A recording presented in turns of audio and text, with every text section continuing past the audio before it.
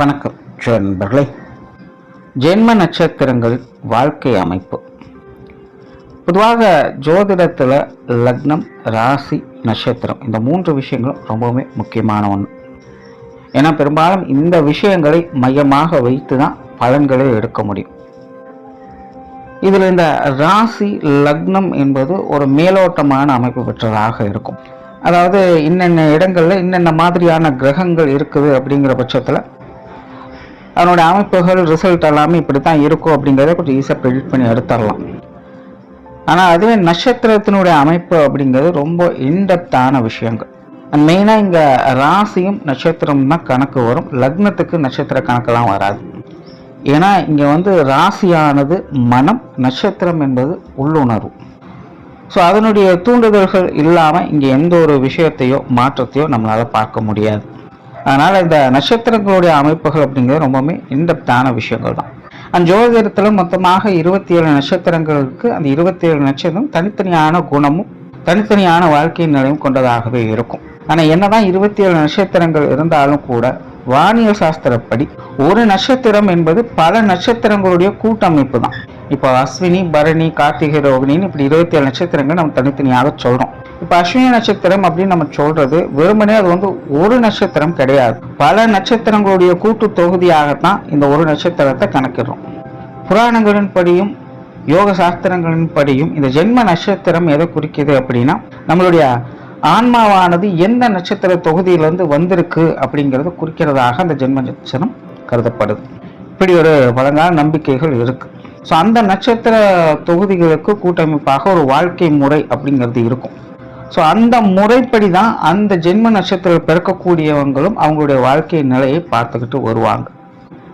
இது எல்லாமே ஒரு நம்பிக்கை சார்ந்த விஷயங்கள் தான். நம்ம சித்தர்களையும் முன்னோர்களையும் நம்புகிறோம், அவங்க சொன்ன விஷயங்களையும் நம்புகிறோம். அதன் அடிப்படையில் இந்த விஷயங்கள்லாம் நம்ம நம்பிக்கைக்குரியதாக இருக்கும். இந்த நட்சத்திர வாழ்க்கை அமைப்பு எப்படி செயல்படுது அப்படின்னு பார்த்தோம்னா, பொதுவாக எல்லாருக்கும் ஒரே மாதிரியான வாழ்க்கை நிலையானது அமையறதில்லை. சிலலாம் பார்த்தீங்கன்னா ஆரம்ப காலகட்டங்களில் நல்லா இருப்பாங்க, நடுப்பகுதியில் கொஞ்சம் கஷ்டப்படுவாங்க, அப்புறம் மறுபடியும் பிற்பகுதியில் ரொம்ப நல்லா இருப்பாங்க. சிலர்லாம் ஆரம்பத்திலேயே கஷ்டப்பட ஆரம்பிச்சிடுவாங்க, நடுப்பகுதியில் நல்லா இருப்பாங்க, பிற்பகுதியிலும் கஷ்டப்பட ஆரம்பிச்சிடுவாங்க. இன்னும் சிலர்லாம் பார்த்தீங்கன்னா முதல் பகுதிகள் ஃபுல்லாகவே நல்லா இருக்கும், பிற்பகுதிகள் ஃபுல்லாக கஷ்டமாக இருக்கும். சிலருக்கு முதல் பகுதிகள் ஃபுல்லாக கஷ்டமாக இருக்கும், பிற்பகுதிகள் நல்லா இருக்கும். ஸோ இப்படி ஒவ்வொருத்தருடைய வாழ்க்கை நிலையுமே மாறி மாறி தான் இருந்துக்கிட்டு இருக்கும். ஸோ இது எல்லாத்தையும் டிசைட் பண்ணுறதே இந்த நட்சத்திர அமைப்புகள் தான். பொதுவாக மனிதர்கள் எல்லாருக்கிட்டையுமே எல்லாவித குணாதிசயங்களும் இருக்கும். பட் மேஜராக ஒரு சில குணாதிசயங்கள் மட்டும்தான் வெளிப்படும். அதே போல் அந்தந்த நேர காலகட்டங்களுக்கு மட்டும்தான் அந்தந்த குணாதிசயங்களை அவங்க முழுமையாக வெளிப்படுத்துவாங்களே இல்லாமல் எல்லா நேரத்திலும் எல்லா குணாதிசயங்களும் முழுமையாக யாராலும் வெளிப்படுத்த முடியாது. ஸோ எப்பப்போ எவ்வளவு காலகட்டங்களுக்கு என்ன மாதிரியான குணாதிசயங்களில் இவங்க இருப்பாங்க அப்படிங்கிறத டிசைட் பண்ணுறதும் இந்த நட்சத்திர அமைப்பு தான். ஸோ அப்படித்தான் உங்களுடைய ஜென்ம நட்சத்திரத்தின் அடிப்படையில் உங்களுடைய வாழ்க்கை அமைப்புகள் என்னென்ன மாதிரியான நிலைகள் என்னென்ன காலகட்டங்கள் இருக்கும் அப்படிங்கிறத பற்றி தான் இந்த பதிவில் நம்ம பார்க்க போகிறோம். ஆனால் ஒரு சில விஷயங்களும் இங்கே கவனத்தில் வச்சுக்கோங்க. இந்த பதிவில் பார்த்தீங்கன்னா என்னென்ன வயதுகளில் என்னென்ன மாதிரியான குணாதிசயங்கள் காரியங்களில் செயல்பாடுகளில் இருப்பாங்க அப்படிங்கிறத நம்ம பார்க்குறோம். ஆனால் அது பாசிட்டிவாக உங்களுக்கு இருக்குமா நெகட்டிவாக உங்களுக்கு இருக்குமா அப்படிங்கிறது தெரியாது. அது அவங்களோட சுய ஜாதக அடிப்படையில் தான் இருக்கும். பட் சிம்பிளாக ஒரு விஷயத்தை புரிஞ்சுக்கோங்க. அந்தந்த வயது காலகட்டங்களில் நீங்கள் இந்தந்த மாதிரியான விஷயங்களில் இந்தந்த மாதிரியான அமைப்புகளில் நீங்கள் இன்ட்ரெஸ்டாக இருப்பீங்க, காரியத்தில் ஈடுபடுவீங்க அப்படிங்கிறத தெரிஞ்சுக்கலாம். அந்த குறிப்பிட்ட காலகட்டங்களில் கோச்சார ரீதியாக உங்களுக்கு சுப கிரகங்களுடைய அனுகிரகம் இருந்தது அப்படின்னா அந்த விஷயங்கள் உங்களுக்கு பாசிட்டிவாக இருக்கும், எல்லாத்துலேயும் சக்ஸஸ் தான்.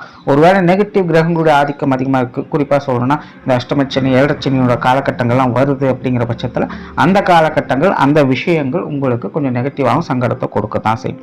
ஒருவேளை பாசிட்டிவாகவும் இல்லை நெகட்டிவாகவும் கிரக அமைப்புகள் எதுவும் வேலை செய்யலை அப்படின்னா அது ஒரு நியூட்ரல் பாயிண்ட் தான். அதே போல் பாசிட்டிவாகவும் இருக்குது நெகட்டிவாகவும் இருக்குது அப்படிங்கிற பட்சத்தில் அதுவும் ஒரு நியூட்ரல் பாயிண்ட் தான். இந்த ஜோதிட பலன்கள் அப்படிங்கிறதே இவ்வளோதான். நீங்கள் வேற எதுவும் பெருசாலாம் போட்டு குழப்பிக்க வேண்டியதே இல்லை. ஸோ இது மட்டும் கொஞ்சம் மைண்டில் வச்சுக்கோங்க. இனி மேற்கொண்டு நட்சத்திர அமைப்புகளை பற்றி பார்க்கலாம்.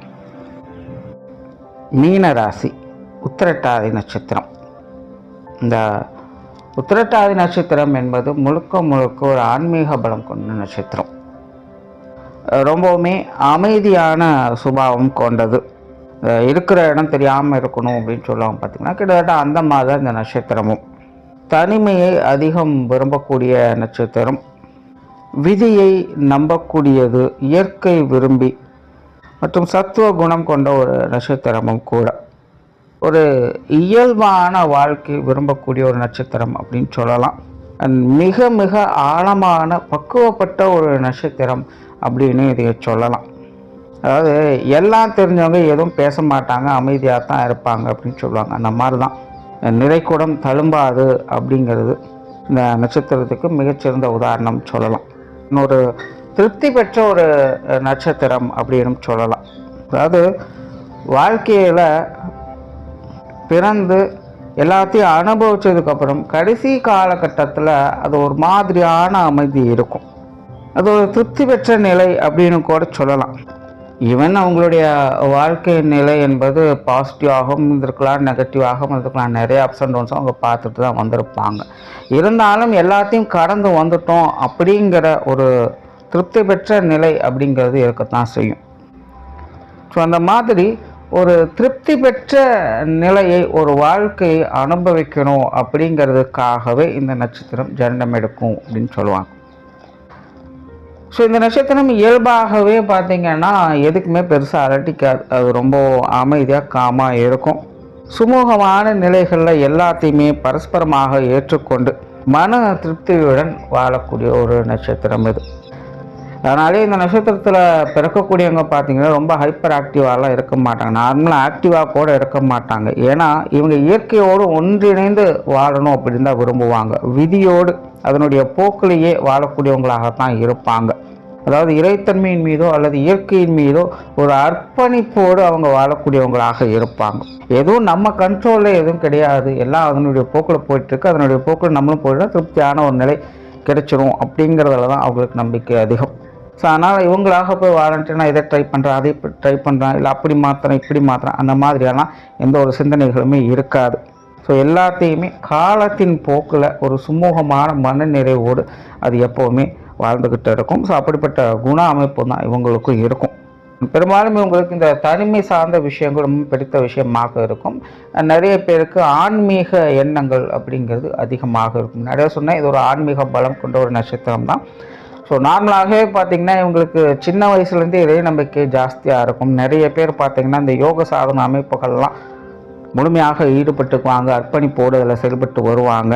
இன்னும் நிறைய பேருக்கெல்லாம் பார்த்திங்கன்னா ஒரு சந்நியாச எண்ணம் அப்படிங்கிறது அவங்களுக்கு அதிகமாகவே இருக்கும். இந்த தாமரை இலை நீர் போல் அப்படிங்கிற மாதிரி தான் இவங்களுடைய மனமும் எதுலேயுமே ஒட்டியும் ஒட்டாமலும் தான் பெரும்பாலும் செயல்படும்.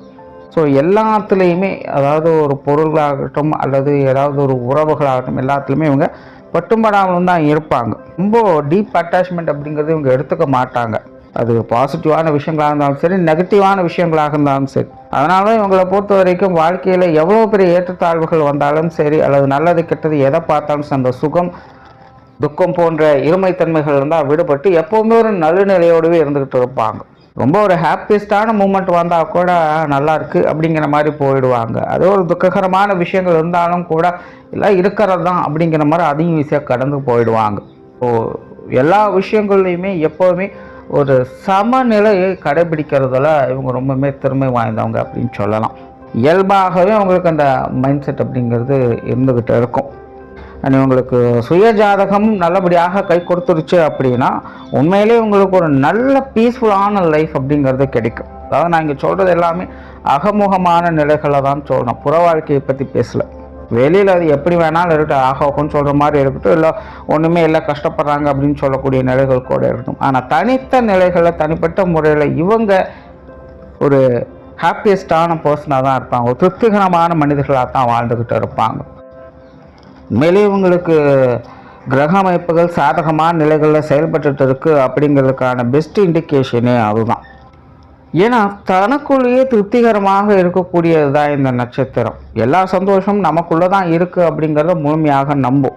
அதனாலேயே இது வெளியில் சந்தோஷத்தை தேடி போகாது. ஏதோ ஒரு பொருட்கள் மூலமாக வாழ்க்கை திருப்தி அடைஞ்சிடும், சந்தோஷம் ஆகிடும் அப்படிங்கிறத இது ஏற்றுக்கொள்ளவும் செய்யாது. ஸோ அந்த மாதிரி தான் இவங்களுடைய குணாதிசயம் பார்த்திங்கன்னா எப்படிப்பட்ட சூழ்நிலைகள்லையுமே ஒரு திருப்திகரமான மனிதர்களாக இருந்துகிட்டு வரும், ஒரு சலனமில்லாத மனிதர்களாக இவங்க இருந்துட்டு வருவாங்க. அதுதான் வந்து இவங்களுக்கு கிரகங்கள் கொடுக்கக்கூடிய ஒரு பெரிய பர்சன்ட். ஒருவேளை உங்களுக்கு ஜாதக அமைப்பு சரியில்லை அப்படிங்கிற பட்சத்தில், கிரகங்கள் சரியாக கை கொடுக்கல அப்படிங்கிற பட்சத்தில் உங்களுடைய மனநிலை அப்படிங்கிறது சமநிலையை குலைக்கும். ரொம்ப வெக்ஸ் ஆகிடுவாங்க, எல்லாத்துலேயுமே ஒரு சலிப்பு இருக்கும், ஒரு மாதிரியான பய உணர்வுகள் அவங்களுக்கு இருக்கும், நம்பிக்கையற்றவர்கள் போல் அவங்க வாழ ஆரம்பிச்சிடுவாங்க. எல்லாமே வந்து மன ரீதியான தாக்கங்கள் தான். இங்கே வந்து வெளிப்படையாக எந்த ஒரு விஷயங்களை பற்றி சொல்லலை. அது வந்து எப்படி வேணாலும் இருக்கலாம், அதெல்லாம் வந்து இவங்களை எந்த விதத்துலையுமே பாதிக்காது. மேலும் உத்திரட்டாதி நட்சத்திரத்தை பொறுத்த வரைக்கும் எல்லாமே அகமுகமான விஷயங்கள் மட்டும்தான். உடைய புற வாழ்க்கை நிலைமை எப்படி இருந்துட்டாலும் சரி, அதனால் இவங்களுக்கு நல்லது கெட்டது அப்படிங்கிறதெல்லாம் பாதிக்கிறது கிடையாது. இந்த உத்திரட்டாதி நட்சத்திரத்தை பொறுத்த வரைக்கும் இவங்களுடைய மைண்ட் செட் ரொம்ப ஸ்ட்ராங்காக பாசிட்டிவாக இருந்துருச்சு அப்படின்னாலே இவங்களுடைய வாழ்க்கையும் சிறப்பானதாக இருக்கும் அப்படின்னு சொல்லலாம். பட் அந்த மைண்ட் செட்டை உண்டாக்குறது இந்த கிரக நிலைகள் தான். அது அவங்க ஜாதக நிலைகள் படி ஏற்படும். ரொம்பவுமே அன்பானவர்கள், அக்கறையானவர்கள் அப்படின்னு சொல்லலாம். எல்லார்கிட்டேயுமே பிரியமாகவும் எளிமையாகவும் பழகக்கூடிய நபர்கள் அப்படின்னு சொல்லலாம். எல்லாரையுமே சமநிலையோடு பார்க்கக்கூடிய ஆட்கள் அப்படின்னு சொல்லலாம். உங்களை பொறுத்த வரைக்கும் பெரியவங்க, சின்னவங்க, இவங்க ஆகாதவங்க, இவங்க ஆகிறவங்க அப்படிங்கிற எந்த ஒரு விஷயங்களும் கிடையாது. எல்லாத்தையுமே ஒரே மாதிரி பார்க்கக்கூடிய அந்த மனோகுணம் அப்படிங்கிறது உண்டு. ஸோ மற்றவங்க வேணால் இவங்களை ஏதோ ஒரு காரணம் காட்டி ஒதுக்கி வைக்கலாமே தவிர இவங்க வந்து யாரையுமே ஒதுக்க மாட்டாங்க. எல்லாத்தையுமே ஒரு சமநிலையோடு தான் பார்ப்பாங்க. வெளியூர் வெளிநாடு சம்பந்தப்பட்ட விஷயங்கள் இவங்களுக்கு ஈடுபாடுகள் அதிகமாக இருக்கும். அண்ட் பெரும்பாலும் இந்த உத்திரட்டாதி நட்சத்திரத்தை பொறுத்த வரைக்கும் பிறந்த இடத்துல எந்த ஒரு விஷயங்களும் பெருசாக இவங்களுக்கு செட் ஆகிறதில்ல, இல்லை கை கொடுக்கறது இல்லைன்னு சொல்லலாம். அதனாலே உங்களுடைய வாழ்க்கையில் ஒரு இடம் விட்டு இடம் மாறி இருக்க வேண்டிய சூழ்நிலைகள் அப்படிங்கிறது இருக்கும். பெரும்பாலும் இந்த பூர்வீக தொடர்புகள் அப்படிங்கிறது உங்களுக்கு ரொம்ப குறைவாகத்தான் இருக்குது. உள்ளுணர்வு திறன் அப்படிங்கிறது உங்களுக்கு அதிகமாக இருக்கும். ஒரு தொலைநோக்கு சிந்தனையோடு எப்போவுமே செயல்படுவாங்க. யூக அமைப்புகள் இவங்களுக்கு சிறப்பாக வேலை செய்யும். எப்போவுமே ஒரு ஆழ்ந்த சிந்தனைகளில் மூழ்கி இருப்பவர்கள் போல இருப்பாங்க. வரவு செலவு ரெண்டையுமே ஈக்குவலாக மெயின்டைன் பண்ணக்கூடிய ஆட்கள் அப்படின்னு சொல்லலாம்.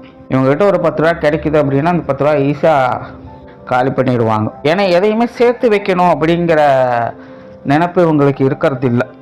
ஆனால் வருது தானாக போகுது, எல்லாம் இறைவன் கொடுக்குறான், இறைவனே எடுத்துக்கிறான் அப்படிங்கிற ஒரு சித்தாந்தம் தான் இவங்களுக்கு செயல்பட்டுக்கிட்டு இருக்கும். ஸோ அதனால் தனக்கு அப்படின்னு இவங்க வந்து அவ்வளோ சீக்கிரம் எதையும் சேமிச்சுக்கிறது கிடையாது.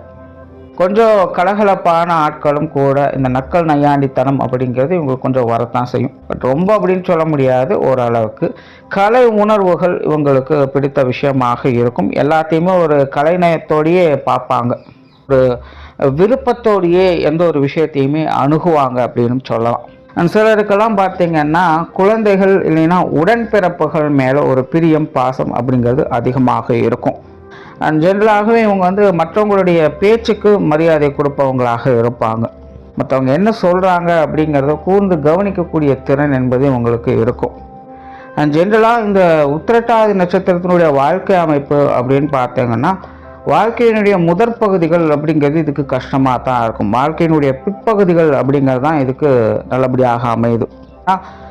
முன்னாடியே சொன்னது தான், இவங்க வந்து வாழ்க்கையினுடைய திருப்தியான நிலையை நோக்கி போகக்கூடியவங்களாக இருப்பாங்க. பட் மனிதர்கள் வாழ்க்கையில் இந்த குழந்தை பருவம், பாலிய பருவம் அப்படிங்கிறதெல்லாம் ரொம்ப ரொம்ப முக்கியம். படிப்பு, வேலை, குடும்பம் அப்படிங்கிற விஷயங்கள்லாம் அமைச்சிக்கக்கூடிய ஒரு காலகட்டமாக இருக்குது. இயற்கையாகவே இவங்க இந்த மாதிரியான விஷயங்களை கொஞ்சம் மாற்று சிந்தனைகள் உள்ளவங்களாக இருப்பாங்க. இவங்களுக்கு வாழ்க்கையினுடைய ஆரம்ப காலகட்டம் அப்படிங்கிறது கொஞ்சம் கன்ஃபியூஷனாக ஆரம்பிச்சிடும். எல்லாரும் எதையும் நோக்கி போய்கிட்டு இருக்காங்க, நம்ம வேற எதையும் நோக்கி போயிட்டு இருக்கணுமே அப்படிங்கிற மாதிரி இன்பம் ஏற்படும். பிடிக்கலோ கட்டாயத்தின் பேரில் சில விஷயங்களை செய்ய வேண்டியதாக மாறிடும். இதனால் குடும்பத்துக்குள்ளே கொஞ்சம் கான்ட்ரவர்சியான விஷயங்கள் அப்படிங்கிறதெல்லாம் ஏற்படும். தன்னை புரிஞ்சுக்கிறதுக்கே இந்த காலகட்டங்களில் ரொம்பவுமே ஸ்ட்ரகிள் ஆவாங்க. தான் செய்கிறது கரெக்டாக தப்பா அப்படிங்கிறது பல கன்ஃபியூஷன்ஸ் வேறு. எதை நோக்கி போகிறது அப்படின்னு புரியாமல் ரொம்பவுமே ஸ்ட்ரகிள் ஆவாங்க. பட் ஒரு கட்டத்திற்கு மேலே அவங்களுக்கு என்ன தேவை அப்படிங்கிறது அவங்களுக்கு தெரிய ஆரம்பிச்சிடும். அதன் பிறகு அவங்களுடைய வாழ்க்கையை நோக்கி அவங்க இயல்பான விஷயங்களை பார்த்துக்கிட்டு வருவாங்க.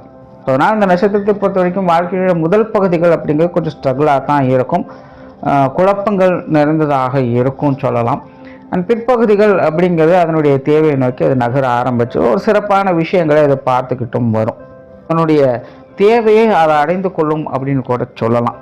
அப்படி இந்த உத்திரட்டாதி நட்சத்திரத்துக்கு முதல் 15 வருட காலகட்டங்கள் அப்படிங்கிறது எப்போவுமே குழப்பமான ஒரு காலகட்டம் அப்படின்னு சொல்லலாம். இந்த காலகட்டங்களில் இவங்க ரொம்ப அமைதியாக இருப்பாங்க, ரொம்ப பெக்யூலரான ஆட்களாக இருப்பாங்க, நிறைய விஷயங்களை கூர்ந்து அப்சர்வ் பண்ணிக்கிட்டே இருப்பாங்க. உங்களுக்கு வந்து அவ்வளோ சீக்கிரம் யார்கிட்டையுமே பழகக்கூடிய திறன் அப்படிங்கிறது கிடைக்கிறது இல்லை. யாரோ ஒரு சிலர்கிட்ட மட்டும்தான் உண்மையாக இருக்கக்கூடிய நிலை அப்படிங்கிறது ஏற்படும். தன்னை சுற்றி என்ன நடந்துக்கிட்டு இருக்குது, இதெல்லாம் ஏன் எதுக்கு அப்படிங்கிற அந்த சிந்தனைகள் இவங்களுக்கு அதிகமாகவே இருக்கும். இவங்களோட மைண்ட் செட்டெல்லாம் இந்த காலகட்டங்களில் ரொம்பவுமே வித்தியாசமான முறைகளில் செயல்படும். சும்மா அவங்களுடைய காரியங்களெல்லாம் கடமைக்காக அப்படிங்கிற மாதிரி தான் செயல்பட்டு வருவாங்க. இதெல்லாம் வெளி விஷயங்கள் இப்படி நடந்துட்டு இருக்கும். பட் அவங்களுக்குன்னு சில விஷயங்களை உருவாக்கி அதில் ரொம்ப டீப் இன்வால்மெண்ட்டோடு அவங்க இருந்துக்கிட்டு இருப்பாங்க. அந்த சுய ஜாதகம் இவங்களுக்கு நல்லபடியாக சப்போர்ட் பண்ணிடுச்சு அப்படின்னா இவங்களுடைய குழந்தை பருவத்தில் இவங்களுக்கு இன்ட்ரெஸ்ட் எதில் இருக்குது அப்படிங்கிறத தெரிஞ்சுக்கிட்டு அதில் நிபுணத்துவம் பெற்றவங்களாக மாறி வருவாங்க. ஆனாலுமே எல்லாமே ரொம்ப சைலண்ட்டான டெவலப்மெண்ட்டாக தான் இருக்கும். சும்மா ஆஹா ஓஹோ அப்படி இப்படின்னு சொல்கிற மாதிரிலாம் இருக்காது. இருந்தாலுமே அவங்களுடைய தேவை என்ன அப்படிங்கிறத புரிஞ்சு அவங்களுடைய திறமையில் முழு ஃபோக்கஸ்டாக அந்த காலகட்டங்களில் இருந்துட்டு வருவாங்க. வேலை செய்ய ஜாதகம் கை கொடுக்கல அப்படிங்கிற பட்சத்தில் கொஞ்சம் கன்ஃபியூஷனான ஸ்டேட்டஸ் அப்படிங்கிறது அதிகமாக இருக்கும். எதுலையுமே பெருசாக இன்ட்ரெஸ்ட் அப்படிங்கிறது இருக்காது. எல்லாத்தையுமே சரியாக புரிஞ்சுக்கிறதுக்கே ரொம்ப காலதாமதமாகிடும். பொதுவாகவே இந்த குழந்தை பருவம், பாலியவதி இதெல்லாமே வாழ்க்கையை பற்றி புரிஞ்சுக்கிறது அப்படிங்கிறது கொஞ்சம் கஷ்டம்தான். பட் இவங்களை பொறுத்த வரைக்கும் அது இன்னுமே காம்ப்ளிகேட்டடாக மாற ஆரம்பிச்சிடும். அண்ட் யாருக்கிட்டேயுமே இவங்களுக்கு ஒரு அட்டாச்மெண்ட் அப்படிங்கிறதே கிடைக்காது.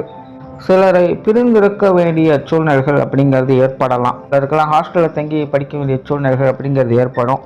இன்னும் சிலருக்கெல்லாம் பார்த்திங்கன்னா சிலர்கிட்ட நல்லா நெருங்கி பழகிக்கிட்டு இருப்பாங்க. ஆனால் சடனாக குடும்ப சூழ்நிலை காரணமாக வேறு இடங்களுக்கு அவங்க மாறி போக வேண்டிய நிலை ஏற்பட்டுடும். ஸோ இதனால் ஒரு சரியான ட்ரஸ்டபிளான பர்சனை கண்டுபிடிக்கிறதுக்கே சிரமமாயிடும். ஸோ இந்த மாதிரியான சில பிரிவுகள் அப்படிங்கிற இந்த காலகட்டங்களில் இருக்கும். பட் எது எப்படியோ இந்த முதல் 15 வருட காலம் அப்படிங்கிறது இவங்களுக்கு ரொம்பவுமே ஸ்லோ டெவலப்மெண்ட்டு தான். பார்த்து பக்குவமாக எல்லா விஷயமே ஹேண்டில் பண்ண வேண்டிய ஒரு காலகட்டம் அப்படின்னு சொல்லலாம். அடுத்ததாக ஒரு 15 வருட காலகட்டம் அப்படிங்கிறது இது வந்து ஒரு மாற்றத்தை கொண்டு வரக்கூடிய ஒரு காலகட்டம் அப்படின்னு சொன்னால் ஓரளவுக்கு பரவாயில்ல அப்படின்னு சொல்லலாம். இப்போ இவங்களுக்கு இந்த காலகட்டங்களில் புத்தி கூர்மை அதிகரிக்கும். மற்றவங்க தேவையிருந்து காரியம் மாற்றக்கூடிய திறன் என்பது அதிகரிக்கும். பொதுவாகவே இவங்க வந்து தனக்கு அப்படின்னு எதையும் செய்கிறதெல்லாம் சேகரிச்சுக்கிறதும் கிடையாது. ஆனால் இந்த காலகட்டங்களில் இந்த விஷயங்கள் உங்களுக்கு கூடுதலாக வேலை செய்யும். பொதுவாக உங்களுக்கு மற்றவங்களை பற்றின சிந்தனைகள் அதிகமாக இருக்கும். வேலை விஷயங்கள் அதிக ஈடுபாடுகள் காட்டுவாங்க. குறிப்பாக இந்த சொத்து சுகங்கள் மற்றும் பொருளாதாரம் சம்பந்தப்பட்ட விஷயங்களில் அதீதமான ஈடுபாடுகள் அப்படிங்கிற இந்த காலகட்டங்களில் ஏற்படும். சுய ஜாதகம் நல்லபடியாக சப்போர்ட் பண்ணிருச்சு அப்படின்னா உண்மையில் சொத்து சுகங்கள், பொருளாதார வளர்ச்சி போன்ற விஷயங்களில் சிறப்பு பெறக்கூடிய அமைப்புகள் உண்டு. எதிர்பாராத அதிர்ஷ்டம், யோகம் போன்ற விஷயங்கள் கூட இந்த விஷயங்கள்ல இவங்களுக்கு கிடைச்சிட்டு வரும். வேலை செய்யக்கூடிய இடங்களில் பதவி உயர்வுகள், சம்பள உயர்வுகள் போன்ற விஷயங்கள் கிடைக்கப்பெற்று வருவாங்க. தொழில்நுட்பத்தில் சிறப்பான நபர்களாக இருப்பாங்க. வாணிபம், வியாபாரம் போன்ற விஷயங்களும் சிறப்பு பெறக்கூடிய நிலைகள் இருக்கும். நல்ல புத்தி ஆற்றலோடு திறமையாக செயல்படக்கூடிய ஒரு காலகட்டமாக இது உங்களுக்கு இருக்கும்.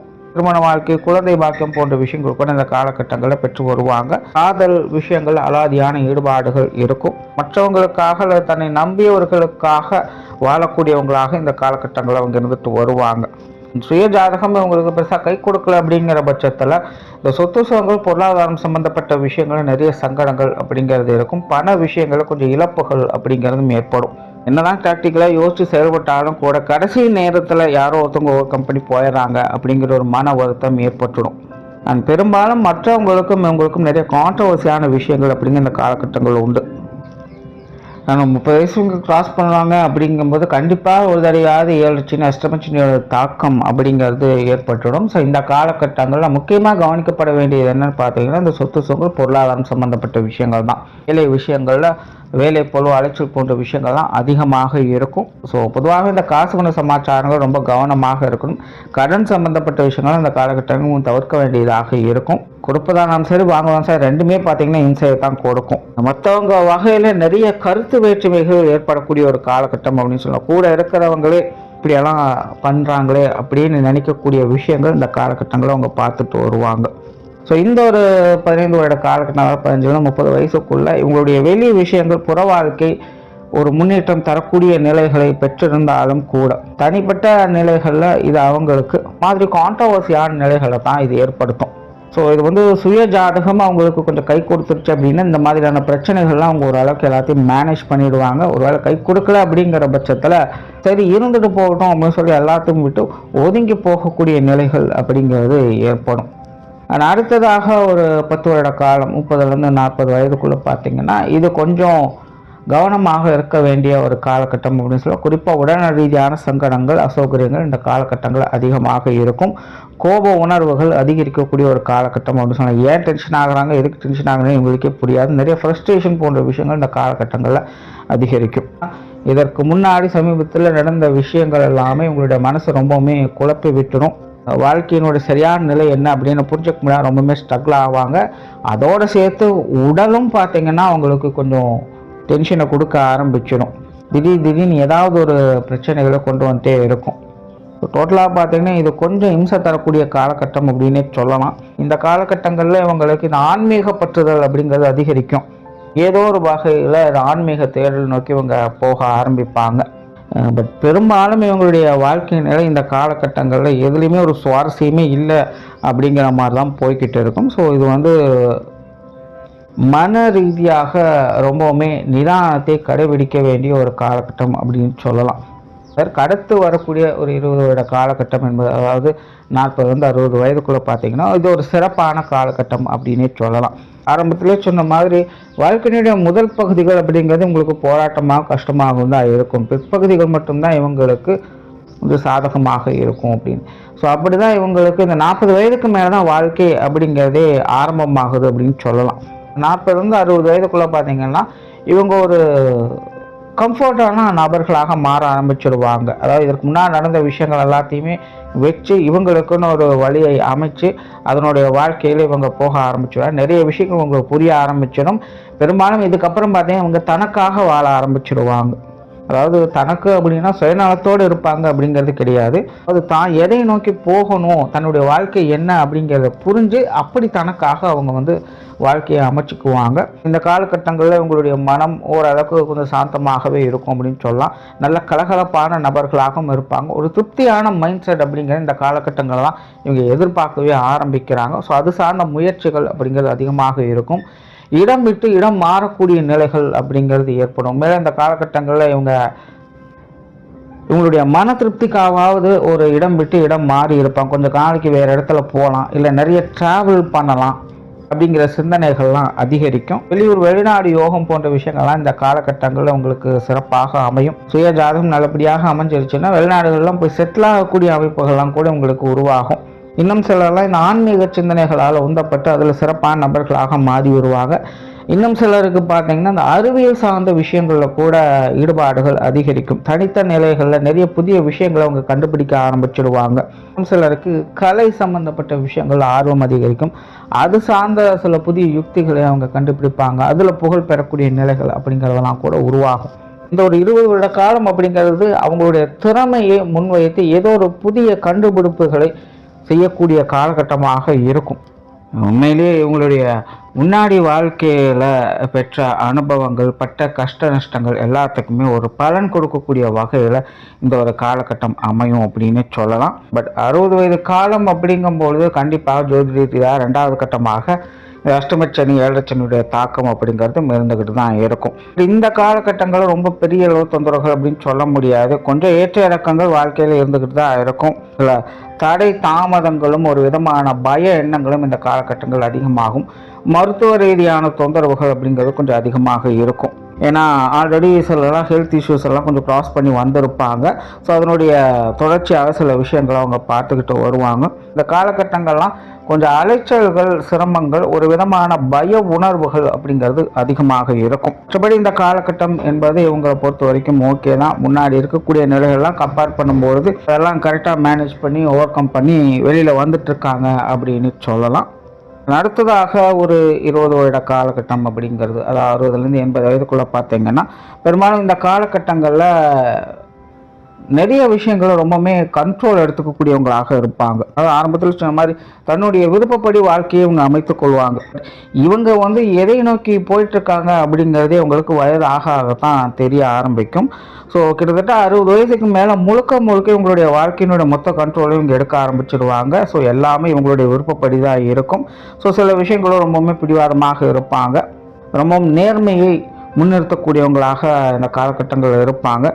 பொருளாதாரம் சார்ந்த விஷயங்கள், குடும்ப விஷயங்கள், காரியங்கள் இது எல்லாத்துலேயுமே உங்களுக்கு ஈடுபாடுகள் இருக்கும். அது சார்ந்த விஷயங்களும் சிறப்புகளை பெறக்கூடிய நிலைகள் இருக்கும். நிறைய மதிப்பு மரியாதை அங்கீகாரங்கள் போன்ற விஷயங்களை இந்த காலகட்டங்களில் அவங்க முழுமையாக பார்த்துட்டு வருவாங்க.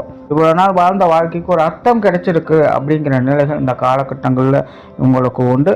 சுயஜாதகம் இவங்களுக்கு நல்லபடியாக சப்போர்ட் பண்ணிடுச்சு அப்படின்னா பேரும் புகழும் அடையக்கூடிய நிலைகள் அப்படிங்கிறது இருக்கும். அதாவது உலகளாவிய அளவில் கூட இவங்களுடைய பெயர் நிலைத்திருக்கும்படியான சில விஷயங்கள் இந்த காலகட்டங்களில் நடக்கும். சில அந்தந்த பகுதிகளை சேர்ந்தவங்களுக்காக சில முக்கியமான நபர்களாக இருந்துக்கிட்டு வருவாங்க. மதிப்பு மரியாதை அங்கீகாரங்கள் போன்ற விஷயங்களுக்கு ஏதோ ஒரு வகையில் கிடைச்சிக்கிட்டு தான் இருக்கும். ஒருவேளை ஜாதக அமைப்பு உங்களுக்கு சரியாக கை கொடுக்கல அப்படிங்கிற பட்சத்தில் இந்த காலகட்டங்களில் இவங்க ரொம்பவுமே அடமெண்டலாக இருப்பாங்க. எல்லா விஷயமே இவங்களுடைய கண்ட்ரோலில் தான் இருக்கும். இவங்களுடைய யார் பேச்சுக்குமே அடிபணிஞ்சு போக மாட்டாங்க. இது முழுந்த காலத்தில் கூட யாருடைய சப்போர்ட்டையுமே இவங்க எதிர்பார்க்க மாட்டாங்க. இதுவாக இருந்தாலும் நானே மேனேஜ் பண்ணிக்கிறேன், டிஸ்டர்ப் பண்ணாதீங்க அப்படிங்கிற மாதிரி அவங்க இருந்துட்டு வருவாங்க. அந்த காலத்துலேயும் கூட சில புதிய விஷயங்களை அவங்க தேடிக்கொண்டே தான் இருப்பாங்க. ஆக்டிவாக செயல்படக்கூடியவங்களாகவும் இருப்பாங்க. ஆனால் உடல்நல தொந்தரவுகள் அப்படிங்கிறது இந்த காலகட்டங்கள் கொஞ்சம் வந்துக்கிட்டு தான் இருக்கும். பொருளாதார ரீதியாக பார்க்கும்போது ஒரு சைடில் உங்களுக்கு சப்போர்ட்ஃபுல்லான விஷயங்கள் அப்படிங்கிறதும் இருக்கும். இன்னொரு சைடில் கொஞ்சம் கவனம் எடுக்க வேண்டியதாக இருக்கும். அதான் முன்னாடி சொன்னோமா, இவங்க வந்து தனக்கு அப்படின்னு எதையுமே வச்சுக்க மாட்டாங்க. இந்த காலகட்டங்களில் உங்களுக்கு ஏதோ ஒரு வகையில் பொருளாதார முன்னேற்றம் அப்படிங்கிறது கிடைக்க ஆரம்பிக்கும். பட் அதை வந்து தக்க வச்சுக்கிறாங்களா இல்லையா அப்படிங்கிறது அவங்களுடைய சூழ்நிலையை பொறுத்து தான். ஸோ அதன் பிறகு வரக்கூடிய காலகட்டங்கள் எல்லாமே 80 வயதுக்கு மேலே இருக்கக்கூடிய நிலைகள் அப்படிங்கிறது எல்லாமே உங்களுக்கு ஃபேவராக தான் இருக்கும். என்ன நினைக்கிறாங்களோ அதை செஞ்சுட்டு இவங்க அமைதியாக இருக்க ஆரம்பிச்சுடுவாங்க. தான் உண்டு தான் வேலை உண்டு அப்படிங்கிற மாதிரி தான் இவங்க இருந்துட்டு இருப்பாங்க. எதை பற்றின கவலைகளும் இவங்க இருக்காது. கஷ்டப்பட்டாலும் வாழ்க்கையை எப்படியோ நிலையை நிறுத்திட்டோம் அப்படிங்கிற ஒரு மைண்ட் செட்டோடு அந்த காலகட்டங்களில் அவங்க இருந்துட்டு வருவாங்க. ஸோ இப்படி தான் இந்த உத்திரட்டாதி நட்சத்திரம் அப்படிங்கிற தன்னோட வாழ்க்கை பயணத்தை நடத்திட்டு வரும். நன்றி, வணக்கம், வாழ்க வளமுடன்.